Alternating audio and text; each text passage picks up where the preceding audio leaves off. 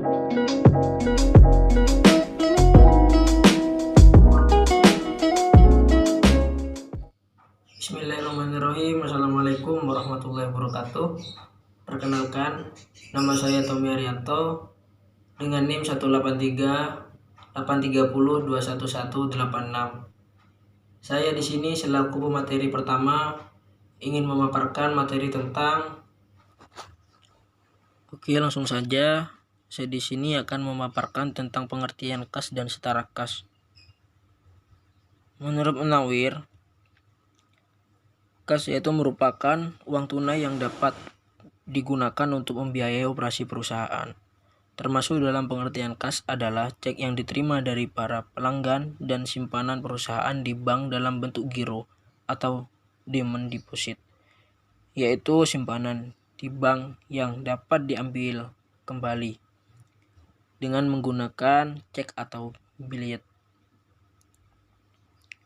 Namun berdasarkan PSAK 2 Revisi 2009, kas terdiri dari atas saldo kas dan rekening giro, sedangkan setara kas merupakan investasi yang sifatnya sangat liquid, yaitu berjangka pendek, dan yang dengan cepat dapat dijadikan kas dalam jumlah yang dapat ditentukan dan memiliki risiko dengan perubahan nilai yang tidak signifikan.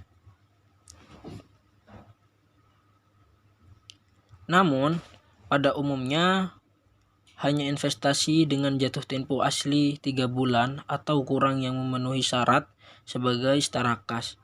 Deposito yang jatuh temponya kurang atau sama dengan 3 bulan dan tidak diperpanjang secara terus-menerus dapat dikategorikan sebagai setara kas.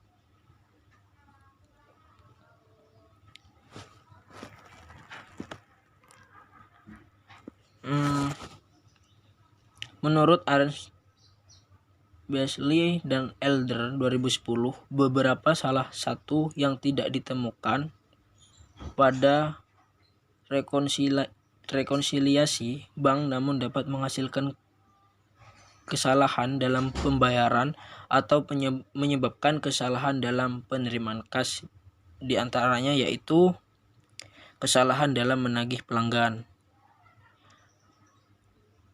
Yang kedua yaitu pencurian kas dengan menghambat pembayaran kas dari pelanggan sebelum dicatat dengan menggunakan akun yang dianggap sebagai piutang tak tertagih. Yang ketiga itu menduplikasikan pembayaran dari faktur pemasok. Yang keempat, pembayaran yang salah dari pengeluaran pribadi pegawai. Yang kelima yaitu pembayaran untuk bahan baku yang belum diterima oleh perusahaan. Dan yang keenam, pembayaran atas pegawai lebih besar daripada jam kerja aktualnya. Yang ketujuh, pembayaran atas bunga kepada pihak ketiga atau pihak luar dengan jumlah yang lebih besar dibandingkan tingkat bunga sebenarnya. Namun apabila salah satu tersebut tidak dapat ditemukan dalam pelaksanaan audit, maka salah satu tersebut dapat ditemukan dalam proses uji pengendalian dan pengujian substantif atas transaksi.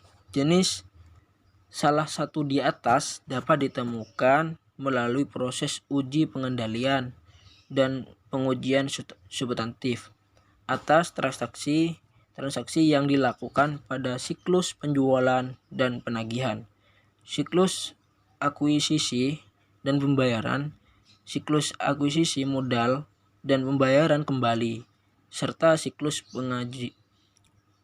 penggajian dan personalia. Mungkin hanya itu yang bisa saya paparkan. Selebihnya saya mohon maaf. Wallahul muwaffiq ila aqwamit thoriq. Assalamualaikum warahmatullahi wabarakatuh. Assalamualaikum warahmatullahi wabarakatuh. Nama saya Rinanda dari Prodi Perbankan Syariah kelas D semester 6 YIN Madura.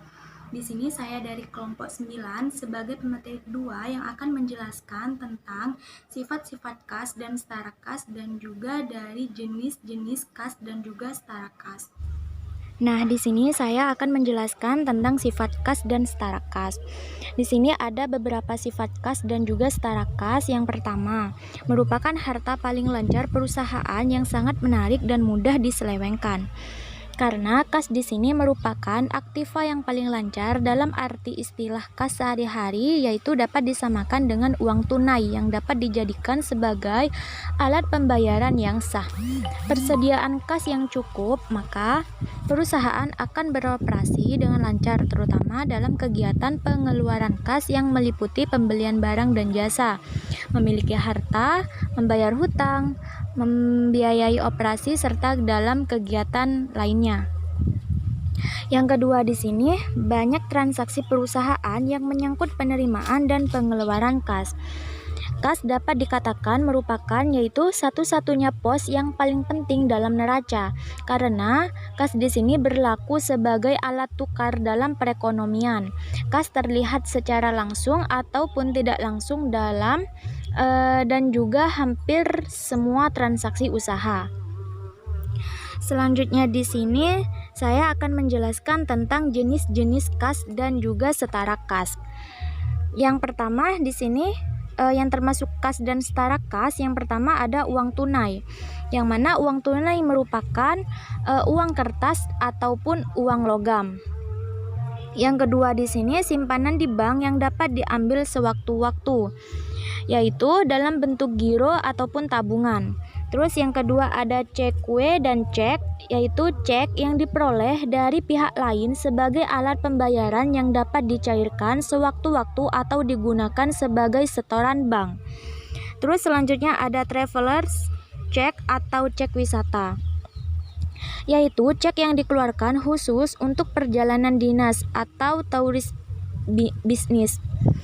Terus yang kelima di sini ada bank draft, yaitu cek atau perintah membayar dari suatu bank yang mempunyai rekening di bank lain yang dikeluarkan atas permintaan seseorang melalui penyetoran lebih dulu di bank penerbitnya.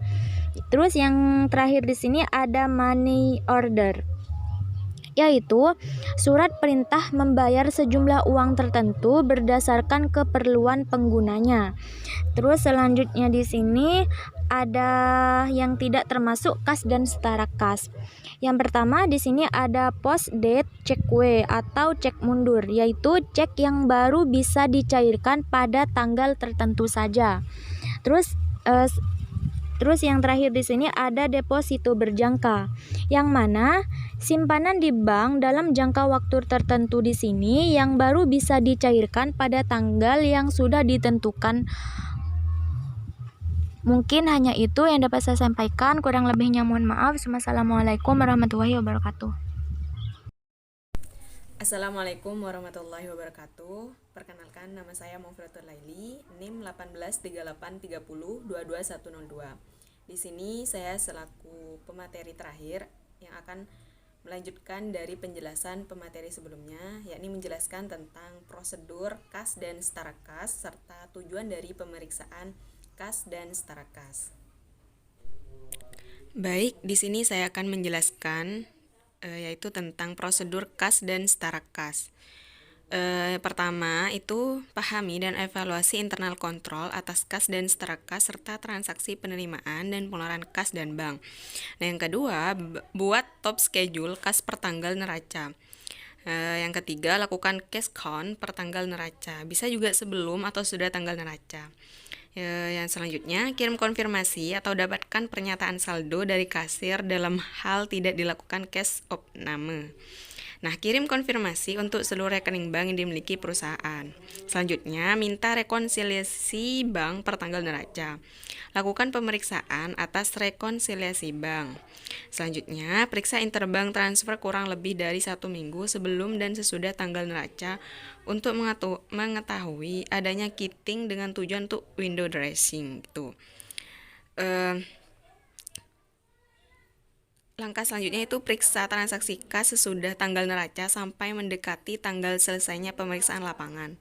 Seandainya ada saldo kas dan setara kas dalam mata uang asing per tanggal neraca, periksa apakah saldo tersebut sudah dikonversikan ke dalam rupiah dengan menggunakan kurs setengah BI Bank Indonesia pada tanggal neraca, dan apakah selisih kurs yang terjadi itu sudah dibebankan atau dikreditkan pada laba rugi tahun berjalan. Nah, periksa apakah penyajian kas dan setara kas di neraca dan catatan atas laporan keuangan itu sesuai dengan prinsip akuntansi yang berlaku umum di Indonesia.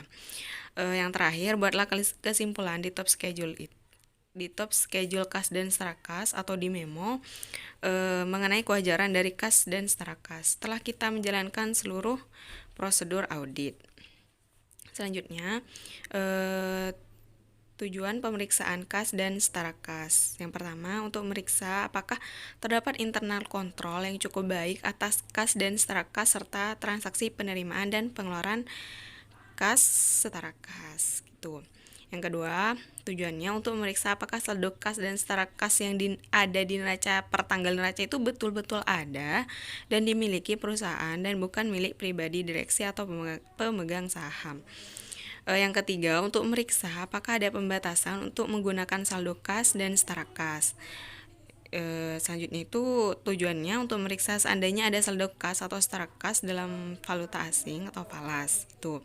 Terakhir, untuk memeriksa apakah penyajian di neraca itu sesuai dengan prinsip akuntansi yang berlaku di Indonesia. Gitu. Mungkin itu penjelasan dari saya dan kelompok kami.